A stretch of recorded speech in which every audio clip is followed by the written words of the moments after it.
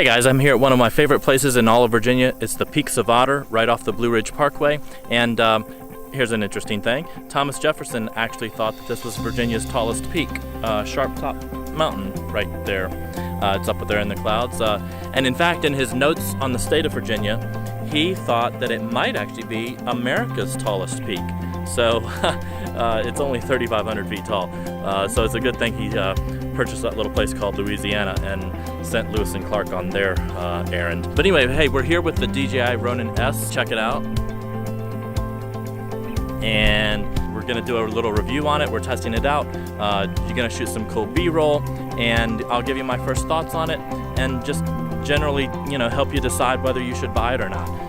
In a nutshell, if you want to know just right off the bat what I think about it, in a nutshell, if you have the money, buy it. I mean, I've been impressed so far. So anyway, here we go. We're gonna have some fun.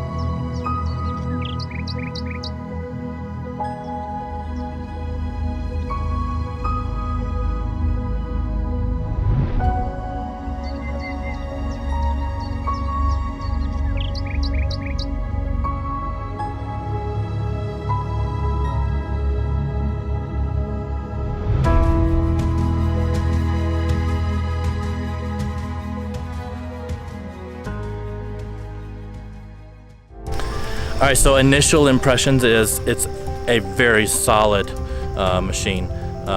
Hold on, I need to tell my son something. Hey, walk back. Actually, I know. You walk backwards. And just, yeah, go backwards like that. There we go. All right. Hey, he's learning. My first impressions, though, it's super solid feeling gimbal. What I'm not gonna do on this video is show you those, twisty shots that everybody is doing with the Ronin S. Not gonna do it. I don't really like it. Anyway, so super solid, much more solid than any of the other gimbals that I've rented. I've not used the Zion crane, so I can't really compare it. Go.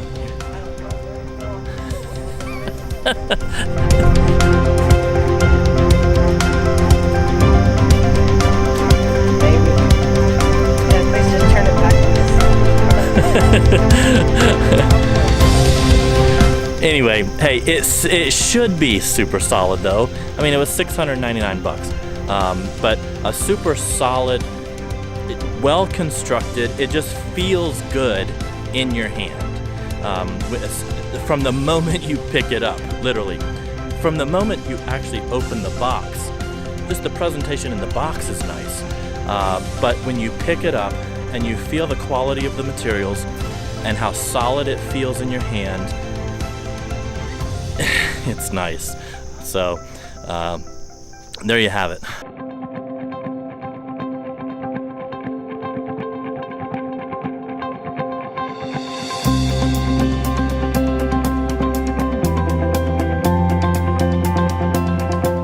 Alright, so just to kind of wrap it up real quick, I'm back here in the office and give you a couple things that I like and a couple things I don't like. It's not meant to be a full-blown review, but just a really quick first impression. So, as I said earlier, if you have the money, buy it.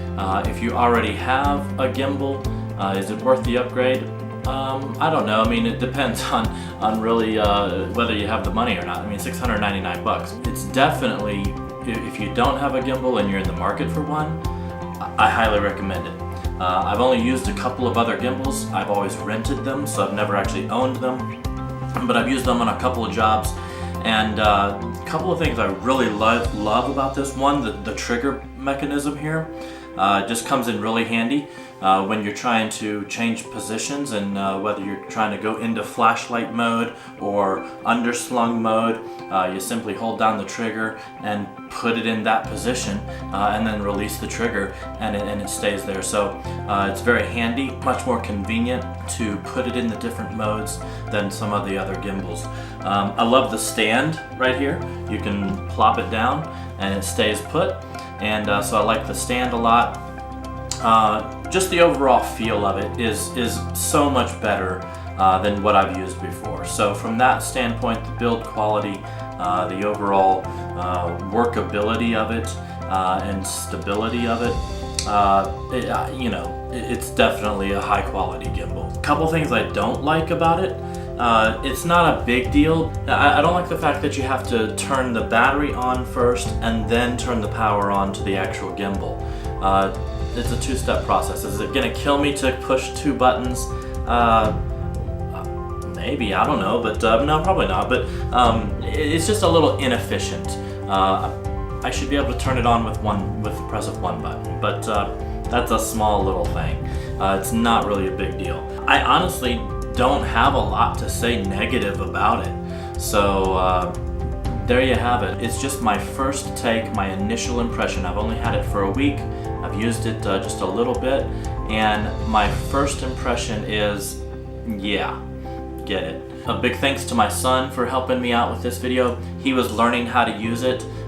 You saw that in some of the earlier clips, and he's young, and he was able to still manipulate it and hold it. So while it is a little heavier than some of the other gimbals, it's not unruly. Thanks, bud, for helping me out with this video. Hey, if you like this video, give it a thumbs up, and we'll see you next time. Have a good one, guys.